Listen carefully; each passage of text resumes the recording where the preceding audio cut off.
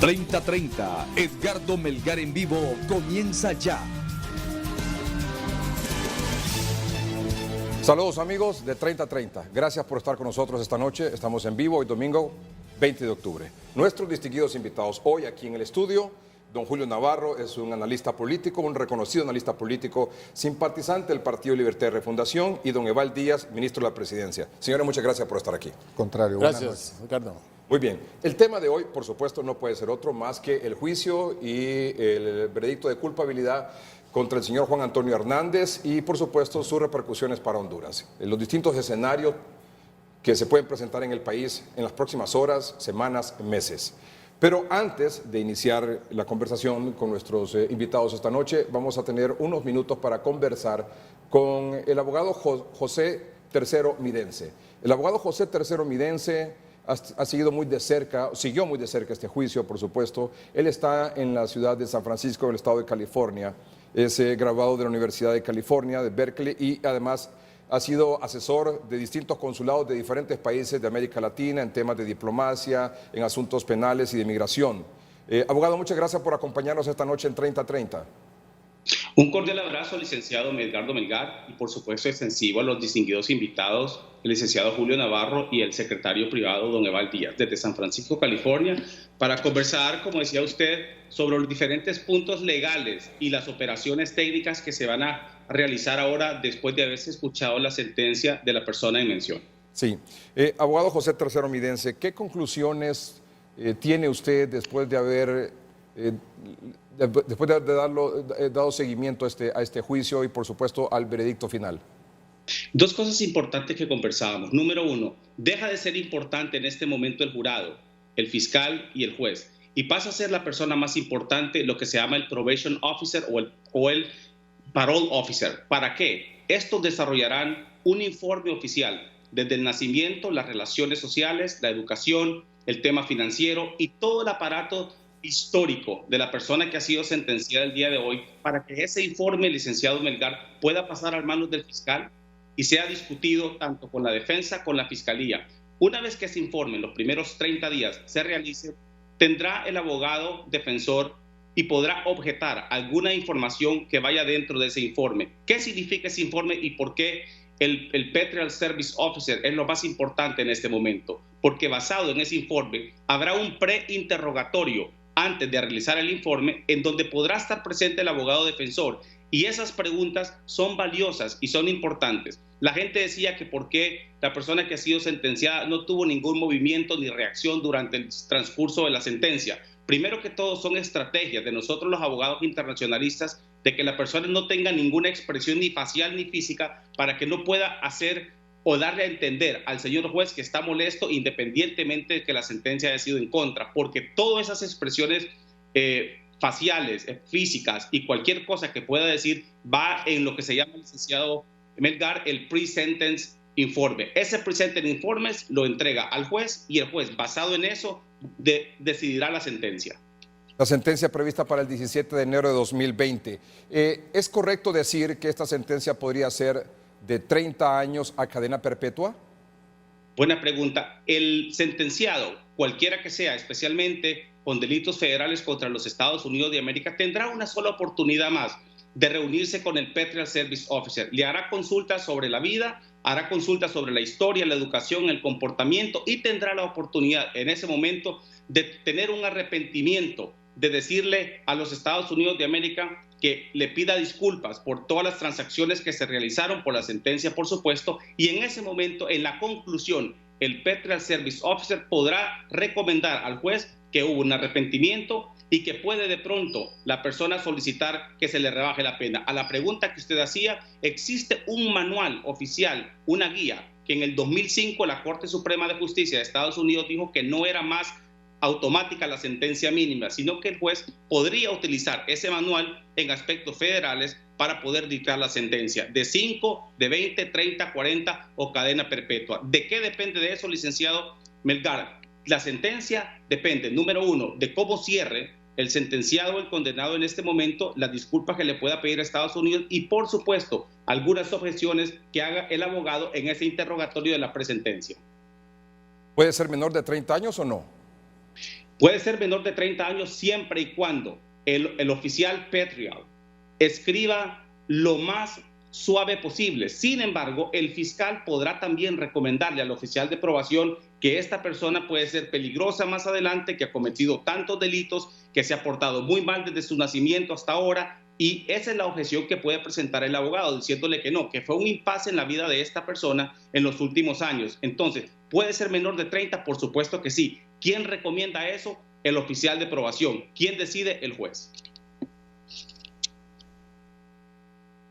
Durante el transcurso del juicio, la defensa allá y acá se enfocó bastante en descalificar, de señalar a los testigos, a los colaboradores presentados por la Fiscalía.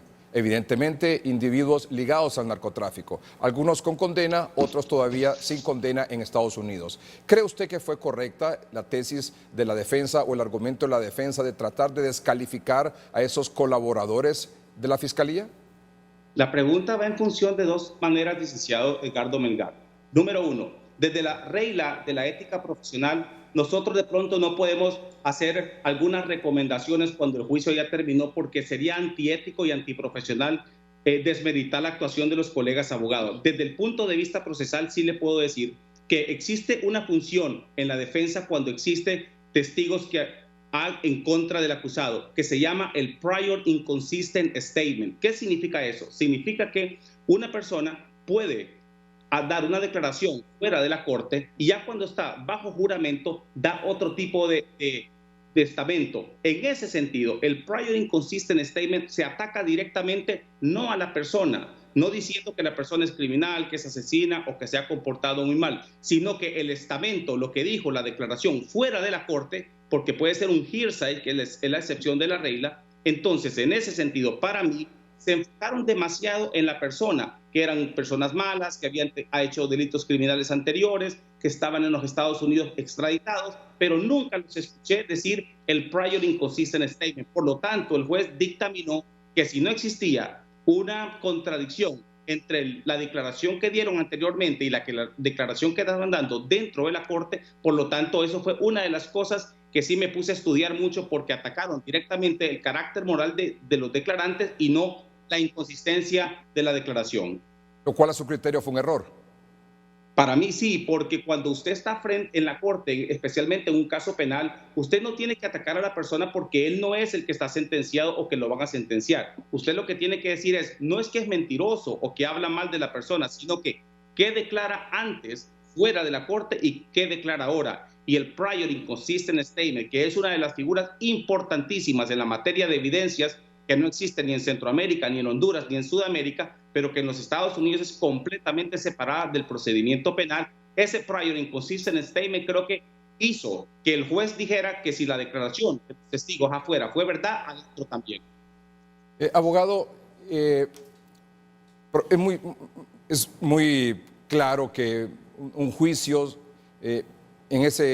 sobre ese tema, narcotráfico en Honduras, en Estados Unidos, es totalmente diferente. Es decir, la aplicación del derecho, el tema con solo que no decide el juez, sino que decide el jurado, el veredicto final, tiene su gran diferencia. El punto aquí es, para el jurado, prevalece más o le da más importancia o tiene más significado, tiene más valor, no sé cómo lo podría usted quizás describir mejor, el testimonio del colaborador, del testigo o la evidencia, la prueba. Buena pregunta, aquí me extiendo un poco. Existen dos materias en el tema de la prueba. Número uno, circumstantial evidence, direct evidence y relevant evidence. ¿Qué significa eso?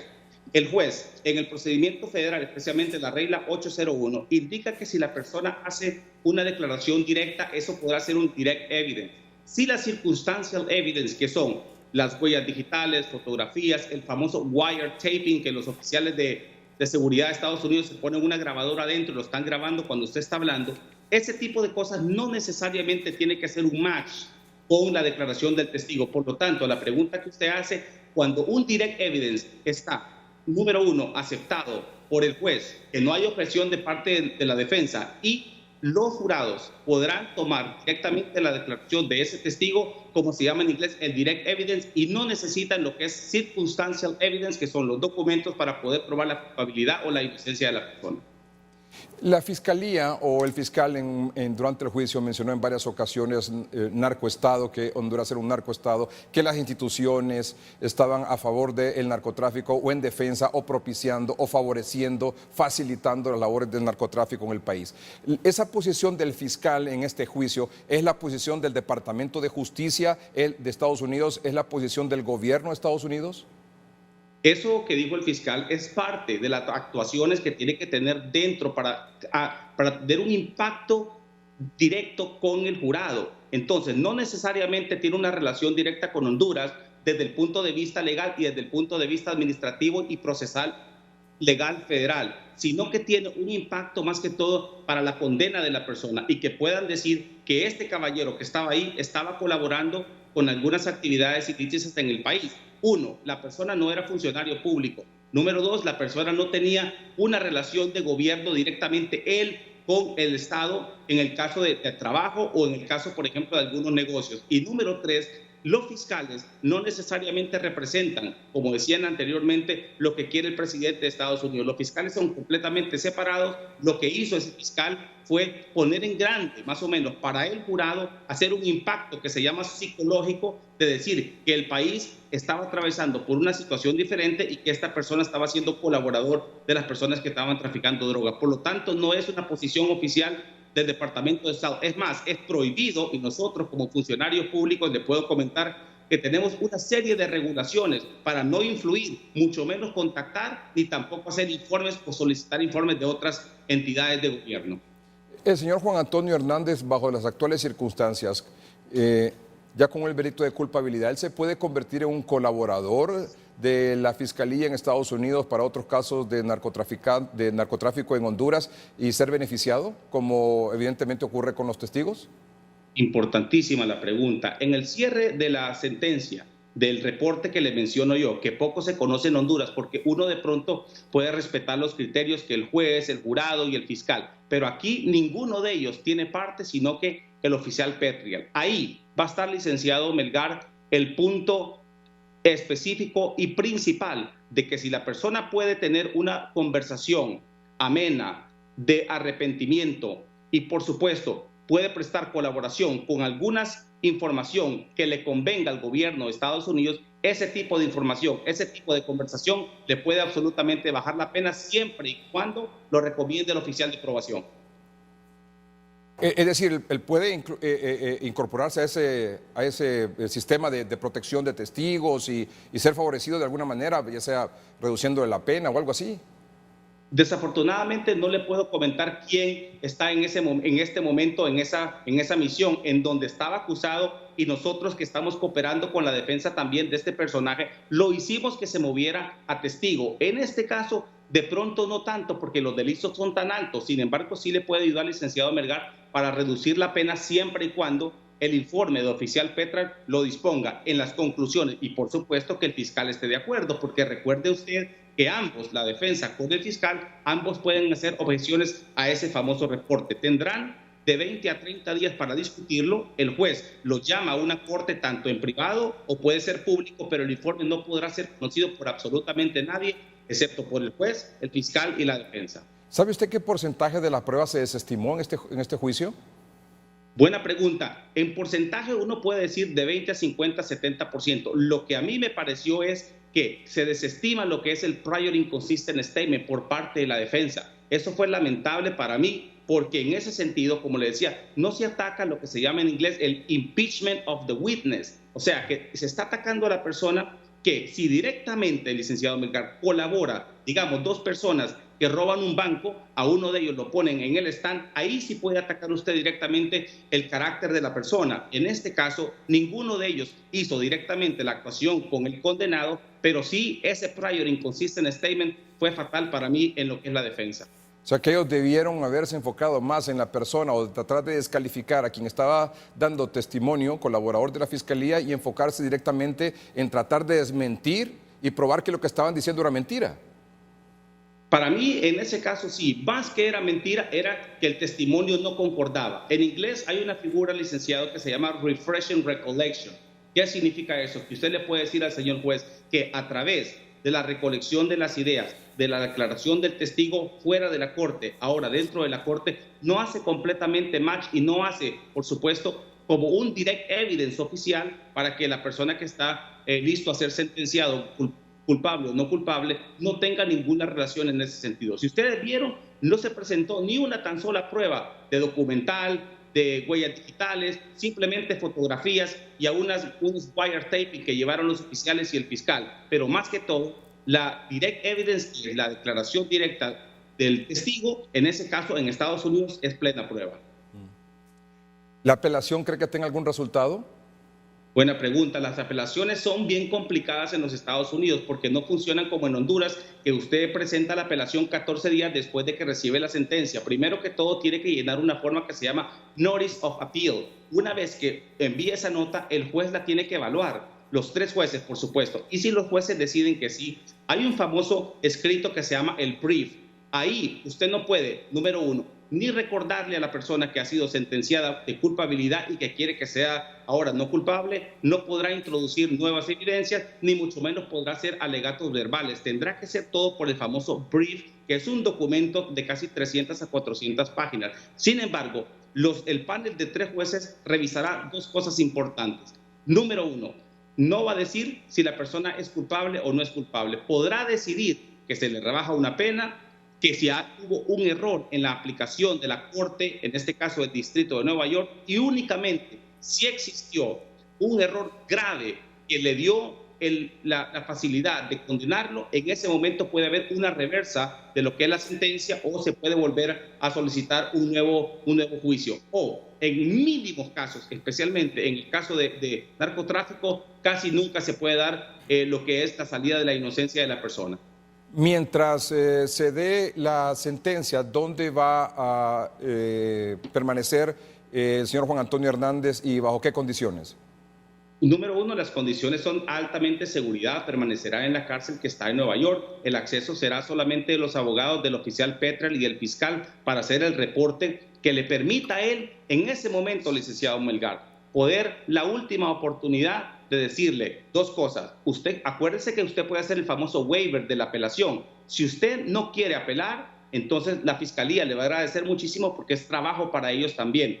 Entonces, si ellos hacen una negociación de que la persona no va a apelar, entonces por ahí se puede venir una rebaja de lo que es la pena. Si la persona decide apelar con sus abogados, entonces tendrán que tener la alta seguridad de que puede haber que la condena pueda ser de reversa o que se pueda hacer un nuevo jurado porque dentro del procedimiento la ley se aplicó mal. En ese sentido, estos famosos briefs son importantísimos, permanecerá por mientras en Nueva York y una vez que se emita la sentencia, el juez decidirá si es en Florence, Colorado, si es en la Florida o si es en la Pensilvania de Pensilvania. Y una pregunta final. ¿Cree usted que lo mejor debió haber sido tal vez cuando se dio la captura, iniciar un proceso de negociación con las autoridades de Estados Unidos, en este caso con la Fiscalía, de colaboración eficaz, algo así, y no ir a juicio? En inglés tenemos una terminología que se llama don't give up too easy. ¿Qué significa eso? Que los abogados analizan todo el procedimiento, creen lo que le está diciendo la persona, porque recuerden ustedes que los abogados no son los que investigan la prueba, sino que el testimonio de la persona que ha sido acusada es con lo que uno se basa para poder hacer la defensa. Me parece un poquito a mí que fue acelerado en el momento de que ellos dijeron que la persona no era culpable, pero si ellos hubieran negociado con la Fiscalía, hubieran dicho automáticamente que sí es culpable y no solamente eso, hubiera sido muy peligroso que automáticamente le dieran la sentencia de por vida. En este caso, la evaluación la tenía que hacer los abogados. Normalmente, en lo que usted dice, nunca se pone a la persona, casi nunca se pone a la persona a hacer una declaración. En este caso, era muy difícil evaluar. Después de que él dijo que no era culpable, los abogados creyeron y se fueron a juicio y tenemos las consecuencias ahora. Abogado José Tercero Midense, muchas gracias por participar esta noche en el programa 3030 en directo vía Skype desde San Francisco. Un cordial abrazo, licenciado Melgar, extensivo para sus invitados, el licenciado Valdías y por supuesto también al licenciado Julio Navarro y a la amable audiencia de hoy mismo y de 3030. Muchas gracias, abogado. Vamos a un corte comercial en el programa y cuando regresemos vamos a estar con don Julio Navarro, don Eval Díaz, haciendo por supuesto las consideraciones ya no del juicio, sino de lo que ya se anunció aquí. Hay una coalición de oposición que tiene el único objetivo, sacar al presidente Hernández del poder. ¿Cuáles son los escenarios que se pueden presentar? ¿Va a renunciar el presidente Hernández? ¿Está eso dentro de la mesa de negociaciones, dentro de un posible escenario o no? Ya regresamos.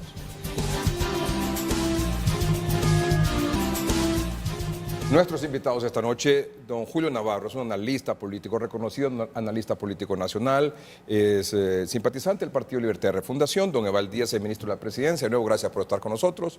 El análisis de esta noche ya no es obviamente ni el juicio, ni el veredicto, ni nada de esa cosa, porque ya lo hemos planteado y ya se conoce. Lo que vamos a analizar esta noche, y para eso yo los he invitado, es qué va a pasar ahora aquí en Honduras y cuáles son los posibles escenarios que se puedan presentar. Antes de eso, por supuesto, vamos a presentar la declaración que resume el objetivo que tiene la coalición de oposición integrada por el presidente del Partido Liberal, luego el ex candidato de la Alianza de Oposición, don Salvador Narrala, y el expresidente Manuel Zelaya y líder del Partido Libertad de Refundación, que fue quien convocó a esta reunión donde se integró esta coalición. Que manifiesta, entre otras cosas, las protestas permanentes en diferentes puntos del país hasta que el gobierno caiga. Pero en un minuto el presidente Zelaya lo resumió así. La única forma de lograr la renuncia obligada, porque no va a renunciar por su voluntad, el tirano que hoy oprime este país, la única forma es con el pueblo organizado política, social y económicamente. Claro que sí. A partir de hoy mismo en la noche, tanto Luis Zelaya, Salvador Narrala, su servidor, están autorizados para iniciar gestiones con los diferentes sectores. Acuérdense que aquí se ha tomado una decisión que yo quiero resaltarla, Luis y Salvador, muy importante. Todas las decisiones de esta coalición opositora serán por consenso, absolutamente en beneficio del pueblo hondureño. Son presencia permanente en las calles, convocando a paro nacional, convocando a otros sectores sociales, políticos y económicos, con el único objetivo de que el presidente Juan Orlando Hernández renuncie. Su opinión, don Eval Díaz. Sí, bueno, primero agradecer la invitación. Comenzar expresando mi solidaridad con el presidente Hernández y su familia por esta situación que ellos han vivido y están viviendo. Pero de ahí para allá es importante analizar que el Estado de Honduras no estuvo sentado en ese banquillo como acusado. El señor Antonio Hernández tuvo sus abogados que lo defendieron, para unos bien, para otros mal. Ese es un debate particular. El Estado de Honduras no estuvo sentado ahí, no tuvo la posibilidad de defenderse, no tuvo la posibilidad de argumentar. Por ello, las aseveraciones que argumentó el fiscal, tanto en su apertura como en su cierre, son aseveraciones que nosotros rechazamos contundentemente. Que Honduras sea un narcoestado. Eso es un acto de injusticia con un país que ha trabajado y mostrado con hechos su compromiso con el liderazgo del presidente, pero también con el compromiso del Consejo Nacional de Defensa y Seguridad, que integra el fiscal general, que integra el presidente del Congreso, que integra los ministros de Defensa y también de Seguridad y otras agencias e instituciones que han mostrado en Honduras resultados concretos. La disminución en la criminalidad en el país falta la mitad. Yo diría que falta la mitad, pero bajamos de 90 a menos de 40, y esos son hechos concretos. Pasamos de un 80% de tráfico de droga a un 3%, esos son hechos concretos. Estaban muchos espacios del territorio nacional controlados por los cárteles de la droga, los cachiros, los Valle, todos los que han declarado y otros que no han declarado, que ya no tienen ese control territorial porque hay una política de seguridad pública que los ha obligado a abandonar esos espacios que han tenido y porque también hemos ido recuperando, falta todavía mucho, paulatinamente la fortaleza de la institución. En Honduras no hemos tenido y no hay condiciones para que nos tomen una ciudad los narcotraficantes. En Honduras no hay condiciones en este momento, con la fortaleza que tiene el Estado de Honduras a través de sus instituciones de seguridad, para que los narcotraficantes puedan atentar contra la ciudadanía de manera impune.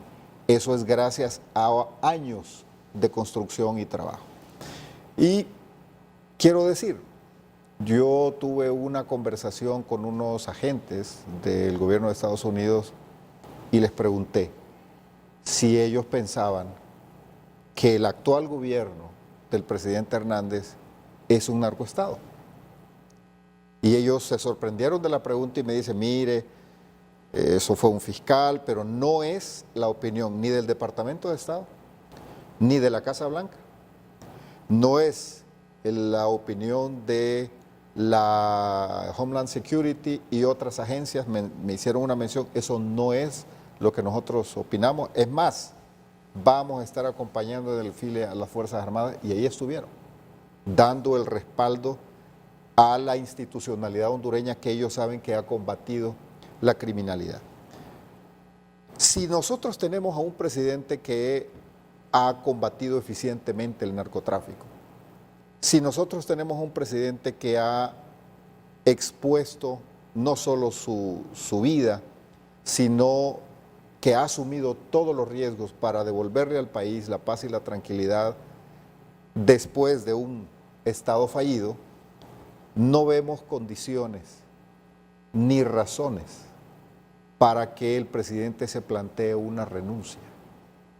Ahora, la oposición política hará su esfuerzo, como lo ha hecho en el pasado, para presionar a que el presidente abandone el poder. El fuerajo no es de ahorita, el fuerajo es desde hace varios años. Entonces, ¿qué es el fuerajo? Es sacar al presidente de la presidencia de la República. Entonces, primero fue por una razón, desde el gobierno pasado, luego fue por las elecciones, después fue por el último conflicto que tuvimos de los temas de salud y educación, para mencionar de los hitos más relevantes, y hoy toman este tema como otro argumento para salir a las calles con el fuerajo. Por un lado, Salvador Narrala, con sus amigos de las maras y las pandillas, que son los que salen a incendiar las calles, a hacer los saqueos, a bloquear el paso de los ciudadanos que se transitan de un lado para otro. Ese es el poder de Salvador Narrala, la movilización de las maras y pandillas. Por cierto, hoy que venía marchando con la gente del Partido Nacional, ahí a la altura del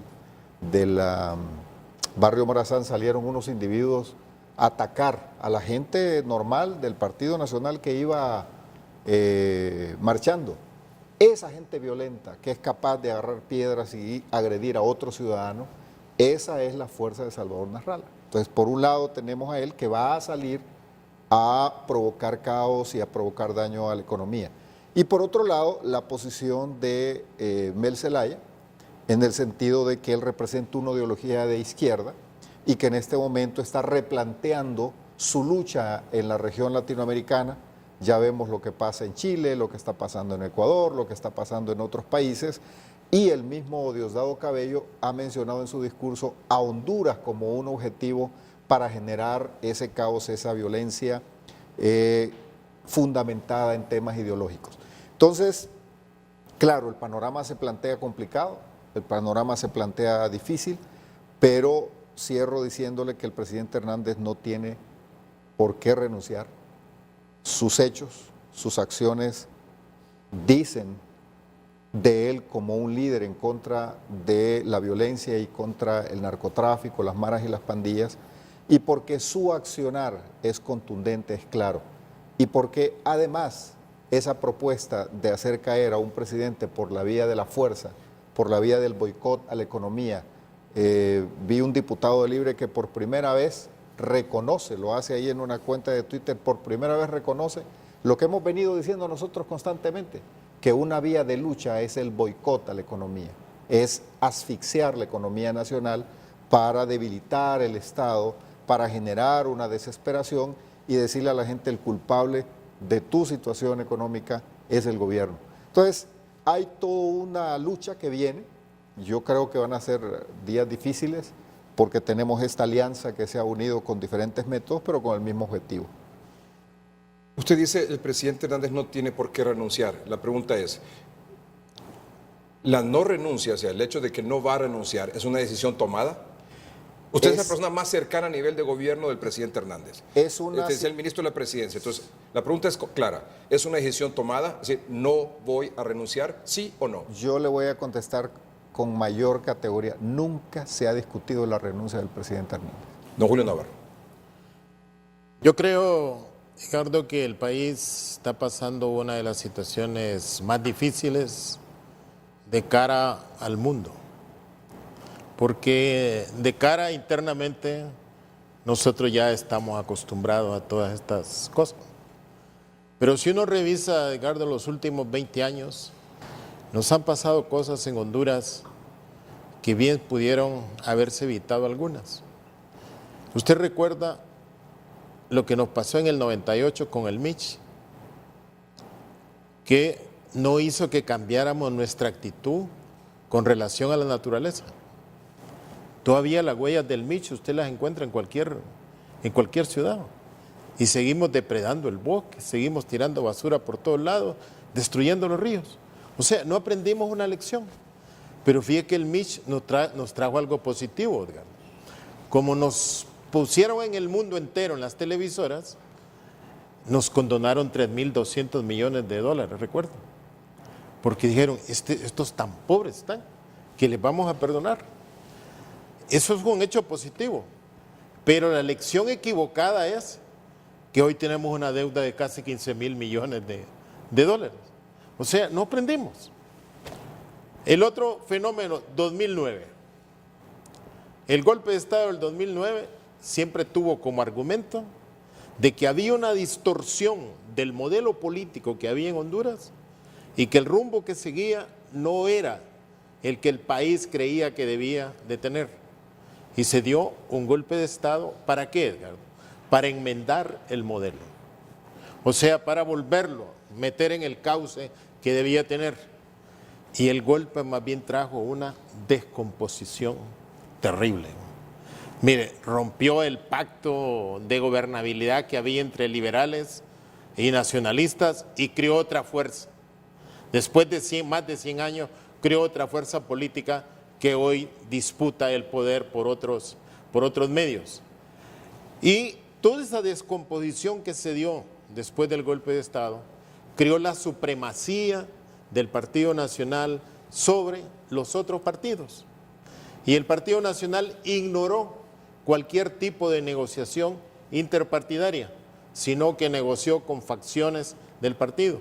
El fiscal lo dice. Partido Nacional, dice el fiscal, cuando perdió las elecciones del 2005, juró no volverlas a perder y buscó todas las alianzas habidas y por haber, alguna lícita y otra no lícita, dice el fiscal, para retener el poder. Y algo que siempre respetaron los políticos en Honduras y que el ejército era garantía de esos, de la alternabilidad en el poder, creado en la Constitución de 1980-81, que surgió en el 82, de que los militares iban a tutelar los desafueros que podían cometer los civiles y que iba a haber alternabilidad en el poder, porque usted recuerda ya en el 2005 hubo intentos de convertirle el Congreso en una constituyente, pero el Partido Nacional miró destruido su principal adversario, entonces se arrogó el liderazgo de todas las instituciones del Estado. Y en eso los liberales, una facción liberal, colaboró mucho para los resultados electorales no se expresaron en el Congreso. Te recuerda, en el 2010 el Partido Nacional sacó una mayoría de diputados, en el 2013 no, pero no hubo alianzas para que un poder del Estado fuera otro partido de oposición, que era el Partido Liberal. Entonces el Partido Nacional agarró todo el poder del país, la Corte Suprema de Justicia, y eso me parece a mí que fue el mecanismo que sirvió para que hoy estemos en esta terrible situación. O sea, los desmanes que se fueron cometiendo y que ha llevado a que Honduras haya estado, si no como representante, Honduras ahí en el Tribunal de Nueva York, pero sí con el nombre de país. Ahí no solo estaba desfilando la gente que ha cometido actos criminales en Honduras, que son hondureños, que yo a veces he dicho que son víctimas de este país, porque como no funciona la justicia en Honduras, tuvieron que ir al exterior a reclamar justicia, que es otra de las paradojas terribles que hoy nos debe enseñar algo. ¿Por qué un hondureño tiene que cruzar las fronteras para ir a pedir justicia porque en su país no se la garantiza? Entonces ahí se menciona Honduras, el fiscal menciona cuáles son las características del modelo político que tenemos nosotros y por qué se da eso. Entonces yo creo que la lección aprendida hoy en día no es tanto alegrarse unos porque lo condenaron y otros estar muy compungidos porque lo condenaron a él a estas penas que se le puedan dar, sino que ver qué aprendemos de esto. Vamos a seguir nosotros en esta situación donde la Fiscalía ha perdido su credibilidad, porque ahí dijeron, ninguna de las personas que sirvieron de testigo han tenido algún requerimiento fiscal en Honduras. La Fiscalía después salió con requerimientos, pero ni la fecha se miraba. Entonces, si la Fiscalía hizo los requerimientos, entonces la policía no funcionó. ¿Cuántas personas que están requeridas en Estados Unidos han mencionado altos ejecutivos del gabinete de gobierno, de la policía en Honduras, y esas personas siguen allí sin que se den por aludidas ni nada por el estilo? ¿Vamos a seguir nosotros así? ¿O realmente nos vamos a convencer que hemos equivocado el camino y que es necesario pararnos y hacer una reflexión, ver todo el panorama político, ver todas las fuerzas políticas que hay y ver cómo llegamos a un diálogo para replantearnos el país que queremos? No seguir con esta situación de que después del fallo unos creen que hay que salir a la calle y el gobierno también dice que hay que salir a la calle. O sea, siguiendo el modelo venezolano. ¿A qué ha llevado el modelo venezolano? Un día sale la oposición y otro día sale el gobierno. Luego nombraron un gobierno que lo reconocen 50 países y el otro lo reconocen 130 países. ¿Ese es el modelo que nosotros queremos para resolver nuestra problemática? Yo creo que no va. Yo creo que debemos, repito, volver a reconocer que nos hemos equivocado, que hemos abusado de la paciencia de la ciudadanía o del apoyo que algunos sectores le dan al Partido Nacional, pero que es el momento de dar un golpe de timón y no pensar de que hay venganzas de un tipo o de otro, porque yo creo que sí Honduras necesita recuperar el camino que lo conduzca al fortalecimiento del país, a recuperar las instituciones que han sido totalmente degradadas.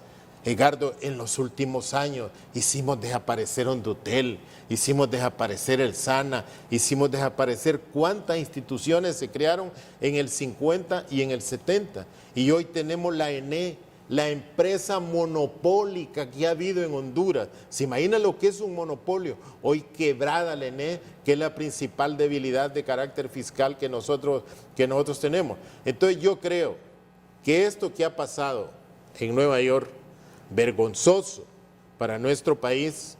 Recuerde que el fiscal escribe, el fiscal no dice prácticamente que somos un narcoestado, dice que es un gobierno patrocinado por narcotraficantes. Así dice ese fiscal de Honduras, y eso nos ofende, me parece a mí, a todos los hondureños como tal, porque todos no queremos eso. Nosotros queremos una Honduras que pensaron nuestros próceres, que pensó Valle, que pensó Morazán o que pensaron otros, etcétera. Entonces yo digo que no es un problema de seguir juzgando si el gobierno tiene razón o no. Es el momento de buscar acuerdos. Yo veo que el gobierno sigue con la misma campaña que sale en los medios de comunicación y ya esa campaña, lo que pasó en Nueva York, la derrotó. Esa campaña no va a servir para hacerles creer a los norteamericanos de que nosotros estamos comprometidos en perseguir el crimen organizado o a la sociedad nuestra en eso. Yo creo que debemos, repito, reconocer que le hemos fallado al país y que es necesario un reencuentro de los partidos políticos como tal, por muchas diferencias que tengan, para lograr acuerdos de país. Y termino con esto, yo creo que en eso debe adquirir el liderazgo el Congreso Nacional, donde están representados todos los partidos. Usted dijo tres cosas: diálogo, acuerdos, reencuentro. No menciona la salida del presidente Hernández. No la menciono. ¿Por qué va? Porque, mire, nadie que esté en el poder renuncia. Al poder no se renuncia. Solo cuando uno tiene otro tipo de valores democráticos. Y aquí en Honduras nosotros no los tenemos. Ricardo, de todas las personas que se han ido mencionando en Nueva York, funcionarios altos públicos, ninguno de ellos se ha dado por aludido y ni ha renunciado. Y no ha renunciado. Entonces el presidente, yo no creo que vaya a renunciar. De acuerdo a la cultura de otros países, a la menos mención de una cosa de las dimensiones actuales, ya hubieran renunciado. Pero en Honduras eso nunca se ha dado. Pero, por ejemplo, esta coalición que se integró ayer del expresidente Zelaya, del presidente del Partido Liberal, de Salvador Narrala, tiene como objetivo sacar al presidente Hernández del poder. ¿Lo va a lograr? Vea, para lograrlo tienen que realmente crear un movimiento social, no solo de carácter político, sino de carácter gremial, de dimensiones nacionales que puedan forzar al presidente de la República o a los soportes que lo sostienen, que son hasta el momento las Fuerzas Armadas, la Policía Militar, a que puedan tener una reflexión o puedan doblegarse. Y yo le hablo de no solo los partidos políticos, sino los gremios. Han sido fuertes aquí el Consejo Hondureño de la Empresa Privada en monitorear cómo funciona el gobierno. Sí ha sido fuerte. El COED fue fuerte. El COED obligó a López Arellano en el 70 a hacer un pacto de unidad junto con las centrales obreras. Hoy las centrales obreras no existen como tales, pero el COED sí sigue siendo un gremio de empresarios fuertes y hasta el momento el COED no se ha sentido comprometido en que crea que el modelo político nuestro está fallando y que necesita repuntarlo. ¿Usted cree, don Julio, que esta coalición va a lograr que otros sectores sociales, gremiales, económicos se integren a ellos para sacar al presidente Hernández? Vea, eso está por verse, No, ¿qué opina usted? Yo particularmente le digo, yo no creo que las marchas, simplemente las marchas, puedan votar a un presidente cuando hay instituciones de poder como las Fuerzas Armadas, como la Policía Militar, que hoy tiene mayor capacidad de movilización que las Fuerzas Armadas mismas, tengan el apoyo irrestricto al gobierno. Pero la otra presión que se puede dar en las calles como tal, no creo yo que pueda ser suficiente para derrocar un gobierno. Y uno tiene ejemplos aquí nomás, en Nicaragua. En Nicaragua, cuando salieron los estudiantes, cuando salieron los jóvenes, se creyó que iba a triunfar otra revolución. Lo que ha habido en Venezuela, lo que ha habido en Ecuador, lo que ha habido en todo eso. O sea, el poder tiene otros soportes que no necesariamente lo van a votar unas manifestaciones que se den en la calle. Eso lo sabe el presidente Zelaya. Pues yo creo que lo sabe, porque recuerde que desde el golpe de Estado, las grandes movilizaciones que han habido en Honduras y en Centroamérica se dieron con el golpe de Estado. Entonces, y eso no condujo a que el modelo que instauró el Partido Nacional en el 2009, 2010, se deteriorara, sino que ha seguido. Y si el presidente Zelaya sabe eso, ¿por qué insiste en esa táctica? Porque también yo creo que está ofuscado, como usted ve ofuscado al gobierno. El gobierno con toda la propaganda nos quiere hacer creer que esto es un paraíso, que no es paraíso para los narcos ni nada por eso.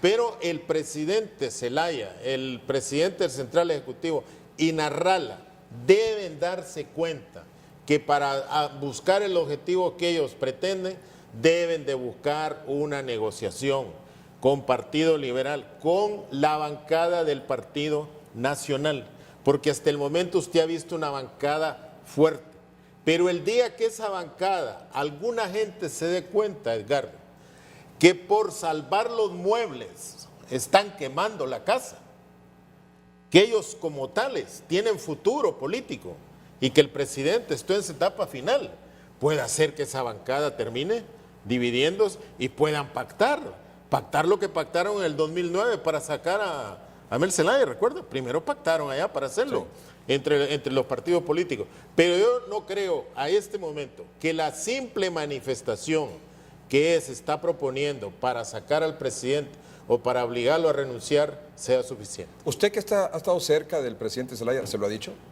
No, yo no se lo he dicho, yo a día no lo veo. Bueno, ya se lo dijo ahorita. Mire, yo estoy en desacuerdo con don Julio. Yo no creo que las instituciones se hayan deteriorado. Yo creo que las instituciones estaban deterioradas y van en un proceso de fortalecimiento. Si no, hagamos memoria sencilla. Y esto no es necesario hacer propaganda. ¿Cómo estaba la policía? ¿Quién confiaba en la Policía Nacional? ¿Cuál era el nivel de confianza que había en la Policía Nacional hace 8, 10 años? El pueblo hondureño que está viendo el programa tiene la respuesta. ¿Cómo se combatía la criminalidad hace 10 años? ¿Qué pasaba con las maras, con las pandillas hace 10 años? El pueblo hondureño sabe. ¿A dónde llevaban a los mareros y a los pandilleros y a los criminales de alta peligrosidad? ¿A dónde los llevaban hace 10 años? A cárceles donde vivían como reyes.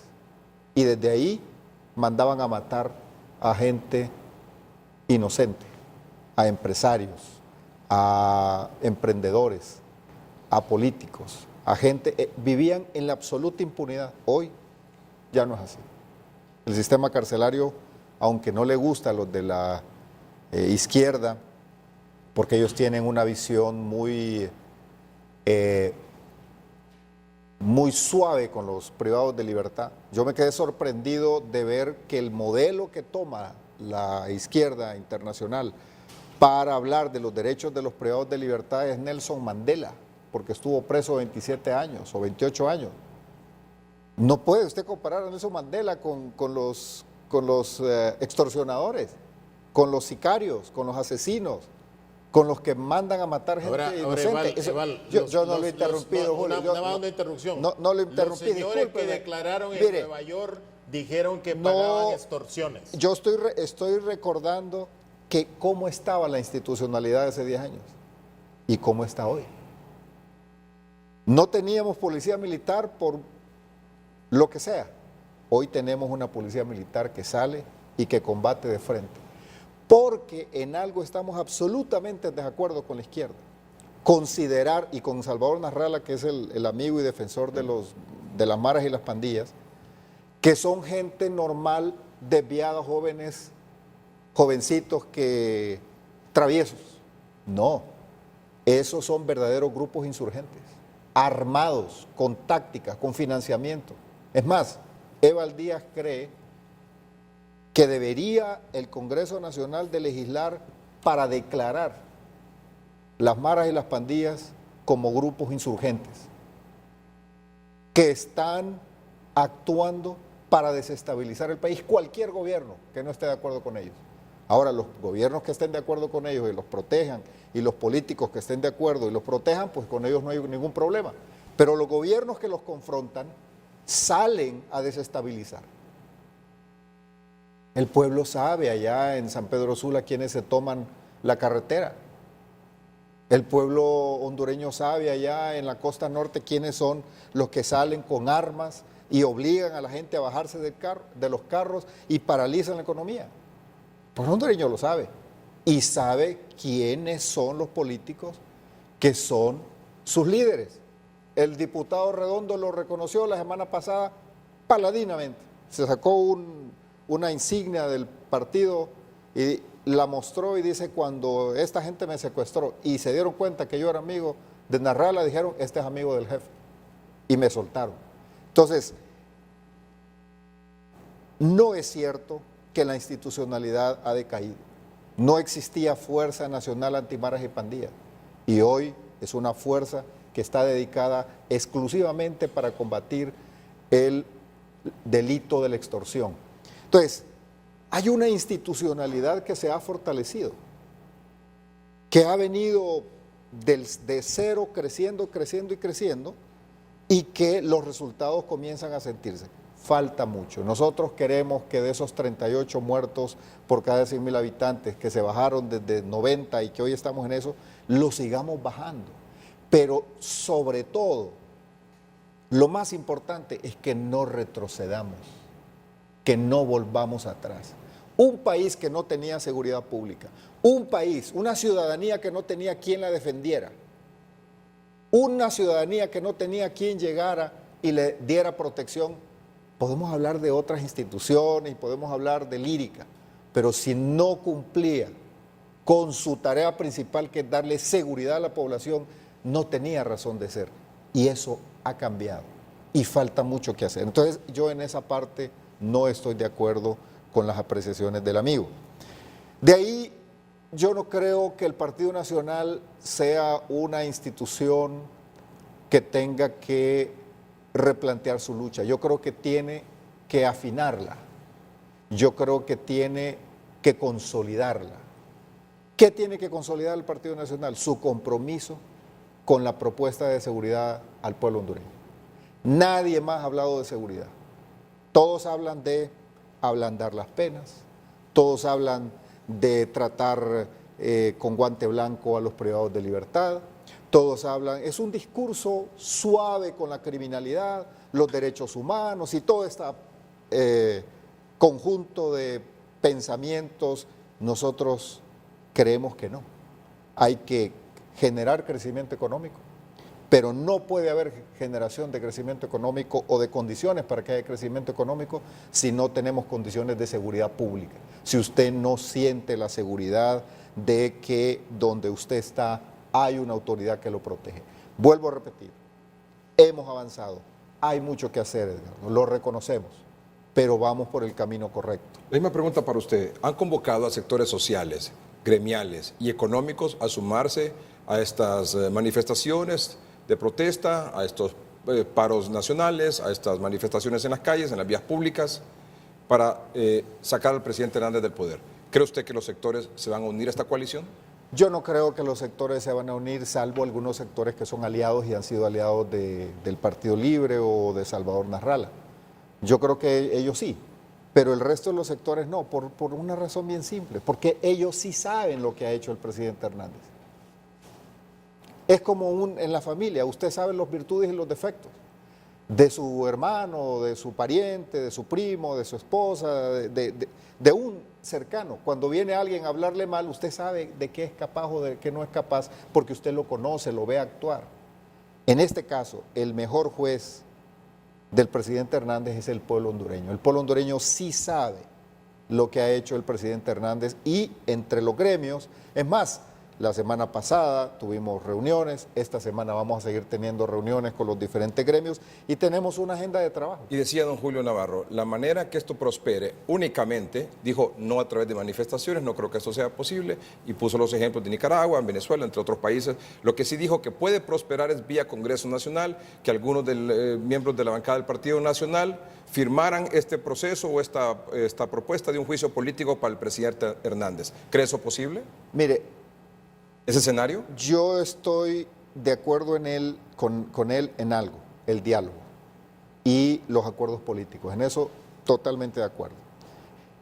Pero que en este momento haya condiciones o dudas dentro del partido y dentro de la bancada para generar un espacio de juicio político para el presidente, nada más alejado de la verdad. La bancada más bien está cerrando filas para apoyar al presidente y fortalecer la política de seguridad que él ha venido implementando, porque vivimos un momento histórico, es un momento de quiebre, Edgardo, y pueblo hondureño. O consolidamos lo que hemos logrado en materia de seguridad pública, o le entregamos las llaves a quienes tienen una actitud permisiva y floja frente a las estructuras criminales. Vamos a un corte comercial. Don Julio Navarro, el papel que va a jugar, o que ha jugado y que va a jugar a partir de ahora, en este momento clave en la historia del país, Estados Unidos, las Fuerzas Armadas. Y algo que dijo también durante los últimos días de esta semana, esos aires bolivarianos, usted creo que lo mencionó también. Brisa bolivariana. Esa brisa bolivariana, ¿qué tiene que ver también en este asunto? Ya regresamos.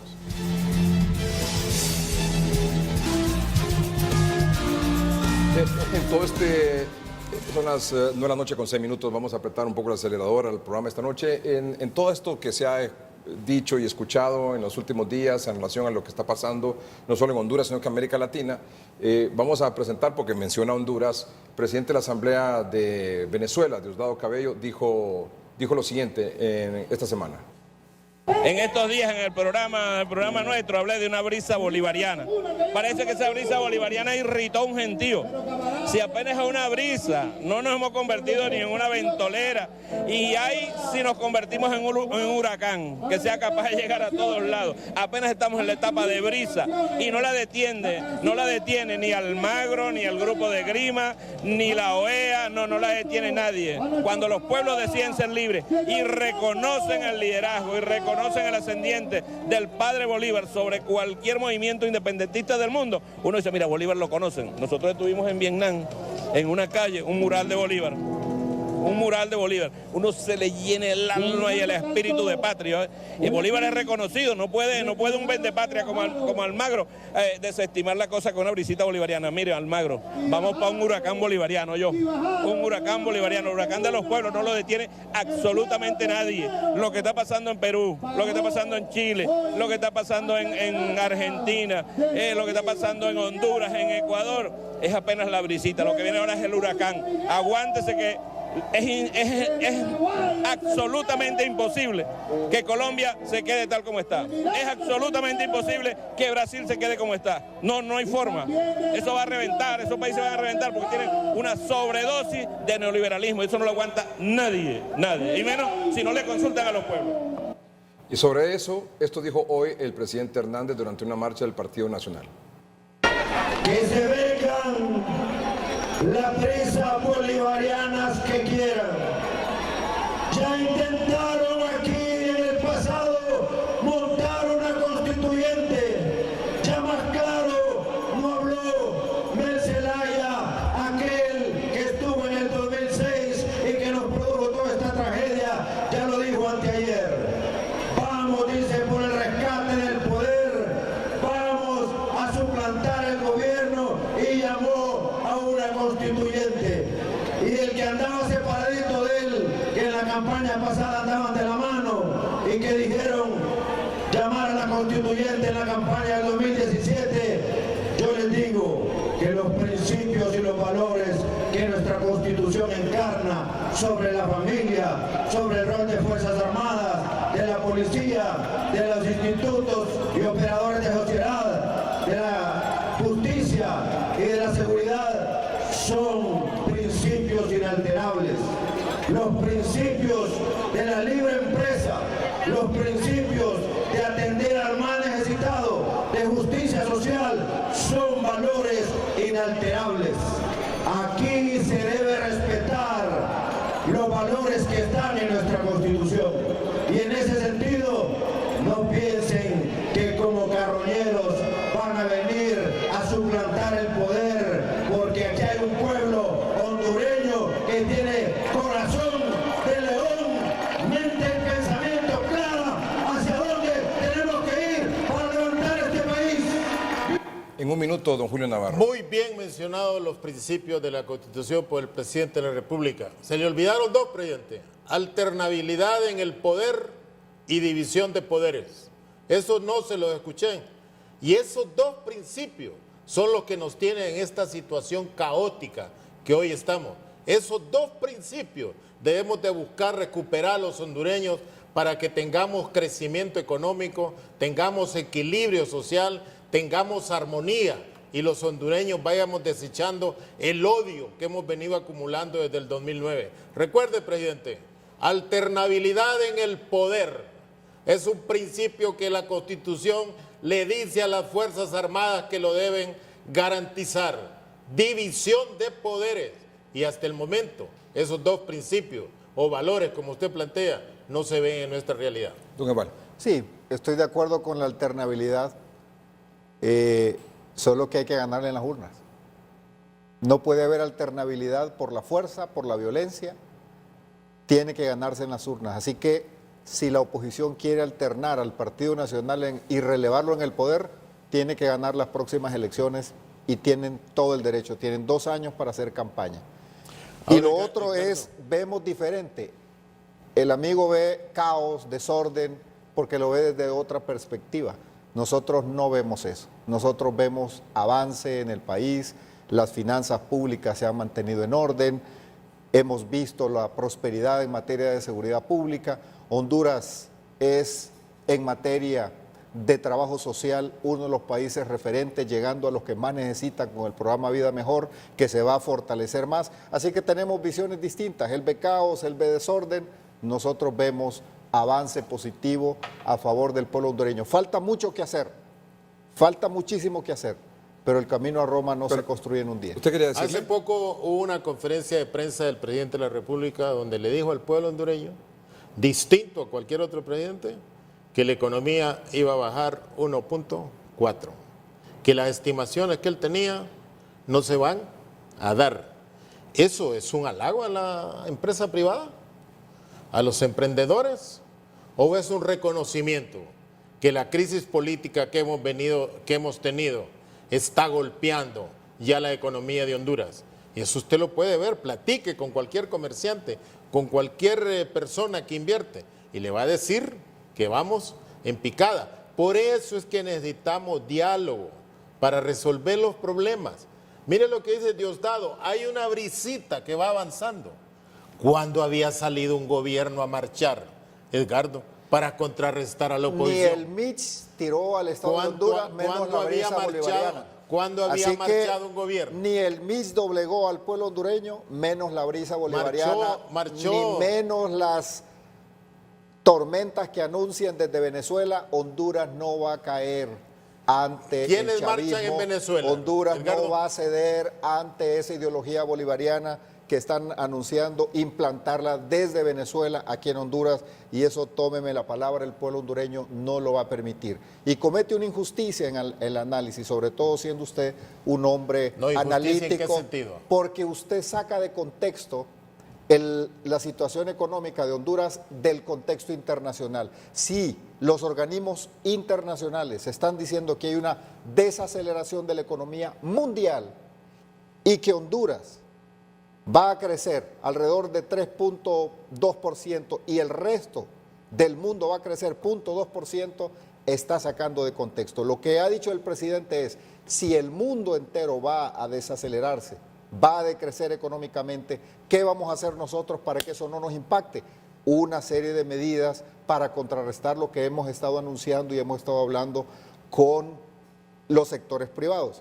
Sectores económicos, el sector social de la economía y otros sectores productivos. Ahí es donde se saca el análisis de contexto. Ahora, la economía hondureña podría sufrir más si se dan los actos de violencia que se han anunciado de parte de esta coalición política, tanto por las acciones de boicot a la economía que anuncia Manuel Zelaya Rosales y que tiene capacidad para hacerlo, con la alianza de Salvador Nasralla, las maras y las pandillas. Cuando ese binomio se junta, entonces los hondureños sufren. Ahí sí reconocemos que podría haber un daño a la economía como ya lo han hecho antes. ¿Tiene alguna réplica? No, yo creo, Ricardo, yo sigo creyendo que la economía en Honduras está en un proceso acelerado de deterioro, porque en un país con inestabilidad política, de eso usted ve los ejemplos en Venezuela, lo ve en Nicaragua, como la economía en el 2009 se fue para abajo. Y entonces esos son los daños colaterales que da la falta de credibilidad, la falta de legitimidad de un gobierno, la falta de funcionamiento de las instituciones. Yo veo que el gobierno solo apuesta a ofrecerle al hondureño de que está reduciendo la violencia, que está haciendo cárceles, que está creando más policías, etcétera. No, eso es para afuera. ¿Y las carreteras? Y toda esa política. Yo les menciono, carretera Oriente, ¿cómo está? Carretera Ciguatepeque a La Esperanza, ¿cómo está? Todo eso ya está presupuestado. Pero cuando este gobierno termine... Tienen 10 años de estar en el No, poder. señor. Tienen 10 Lo voy a años. invitar para El que riego, vayamos a el dar riego de Jamastrán, ¿dónde está? todo El el riego de Jamastrán, sistema ¿dónde está? carretero que tiene hoy Honduras no lo teníamos hace Si 10 usted ve, años. Edgardo, mire, el presupuesto Vamos del de aquí a 2010, Choluteca, a ver qué le parece. El presupuesto del 2010. O vamos a Trujillo. Mire, el presupuesto del 2010 eran 104.000 millones, hoy son 286.000 millones. Busque usted los indicadores en qué se ha invertido todo ese dinero y Ahí se va están a las dar cuenta carreteras, que no tiene, ahí está no la tiene esas infraestructura, dimensiones. ahí está. O sea, se ha triplicado Lo que ha casi el presupuesto apuntalado general el del país. crecimiento económico de Honduras los años anteriores ha sido la inversión pública. Entonces, Ahí está, no, entonces no se ve, eso se ve. Bueno, que en no lo poco. quiere reconocer es La diferente. carretera del sur, Pero ahí eso está. sí. Pero busque lo demás de carretera. ¿Cómo se ve que usted no La sale de carretera hacia el Tegucigalpa? norte, ¿de cuál fue? De la cuenta del milenio. Perdimos la cuenta cómo del se milenio, ve? Eval, ¿por qué la perdimos? ¿Cómo se ve que Por usted no sale de corrupción perdimos Tegucigalpa? la cuenta del milenio. ¿Por qué la perdimos la Salga cuenta de del milenio? Tegucigalpa, haga turismo No, si yo interno conozco- y yo se va a dar conozco todo cuenta lo que Yo se ha conozco todo invertido en eso el y usted sistema encuentra la carretero. red vial destruida totalmente, en unas cuantas Que carreteras. usted tiene una las que están fotografía de buenas. hace 10 años. Pero, salga de la Edgardo, ciudad. hay una cuestión, mire, vamos a seguir nosotros así, que un día marche el gobierno y otro día marche la oposición. ¿A qué lo va a llevar al país eso? Al rato puede hacer que Narrala ande pensando ser el próximo Guaidó de Honduras. ¿A qué nos va a llevar eso? Entonces, no, por favor, volvámonos sensatos. Y por eso yo le pido al Congreso Nacional, donde están todas las fuerzas políticas, por muy confrontadas que estén, hombre, hagan un esfuerzo por ponerse de acuerdo y encontrarle una Pero es salida que a esas esta fuerzas situación. políticas, don Julio, discúlpeme, pero esas no se disparan solas. La fuerza política del Partido Nacional depende de Juan Orlando. Pues ya es la tiempo fuerza que se política disparen solas. de Libres depende de Manuel Zelaya. Así de sencillo. Pues ya es Y tiempo del que Partido se Liberal disparen dependen de solas. varios, pero el punto es ese. O sea, no dependen de ellos. Así de sencillo. Vamos a un corte comercial y volvemos.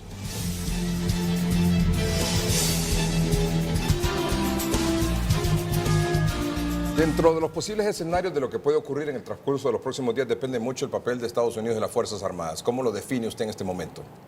No, yo creo que los norteamericanos, Edgardo, están interesados en el problema de las drogas, sino en la estabilidad política del país, ni de la política interna, de que usted castigue a personas Pero que me refiero, ¿Estados Unidos va a jugar un cometen papel en crímenes. esta crisis? No, no creo. Ya demostraron que al gobierno un poder del Estado lo le explosionó su política de seguridad y para mí ahorita Trump está interesado en saber si se puede reelegir o no. ¿Pero Estados Unidos se puede poner del lado de la coalición o del lado del gobierno? No, para mí Estados Unidos a este momento no le interesa el equilibrio que pueda haber acá porque ninguna de esas cosas afecta su estabilidad como tal. ¿Y las Fuerzas Armadas? Las Fuerzas Armadas, mire, nosotros los hondureños cometimos un error, creo yo, la barbaridad que voy a decir, en haberles quitado su autonomía. Las Fuerzas Armadas antes tenían capacidad de disuasión sobre los civiles. Desde que les quitamos la autonomía y es el presidente el que nombra al jefe de las Fuerzas Armadas, como ellos son obedientes y no deliberantes, le obedecen al presidente y no le obedecen a lo que antes era el COSUFA, recuerda, que era un organismo deliberante y que eso sirvió para que hubiera alternabilidad en el poder en Honduras. Hoy las Fuerzas Armadas están totalmente sometidas al Poder Ejecutivo y no son capaces de discrepar. La misma pregunta para usted, don Eval. Estados Unidos, Fuerzas Armadas. Yo creo que todo lo que hemos hecho ha sido por el pueblo hondureño, no por Estados Unidos. Yo lo rechazo, no creo que aquí hemos estado trabajando para Estados Unidos. Le voy a mencionar, hay una ley que nosotros aprobamos que no va acorde a los intereses de Estados Unidos y es la neutralización de las avionetas que vienen del sur con droga. Eso a ellos no les parece y sin embargo se aprobó. Todo el sistema de detección de aeronaves y todos esos esquemas, antes dependíamos de ellos, hoy Honduras depende de sí mismo y ha invertido. Así que no creo que Estados Unidos sea el que tenga la balanza que pasa aquí. Creo que es un tema de hondureños. Sigo creyendo que los hondureños lo hemos resuelto antes y lo vamos a resolver hoy. Don Eval, muchas gracias. Don Julio, muchas gracias por haber estado con nosotros esta noche. Gracias a ustedes por su atención. Buenas noches y que estén bien.